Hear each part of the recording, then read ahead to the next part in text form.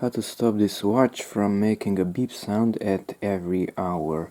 That is the sign which shows us that it will make a beep sound at 18 o'clock.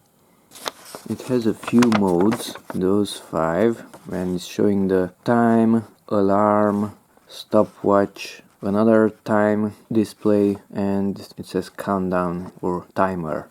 We have to go here to the second one, which is the alarm. Here in this zone we can see the commands, what we have to do. Let's wait until it makes a beep sound. So that sound should be disabled. Let's use this mode button to enter into the second mode. So press this one. Now it entered into the alarm mode. Now press the top right button. It is showing only the minutes. And that sign will be disabled using that button. Now it's not there, so with this one you can enable it or disable it. And that's it. You can get out from here using the lower left button. Press it a few times until you see the day up here, Tuesday.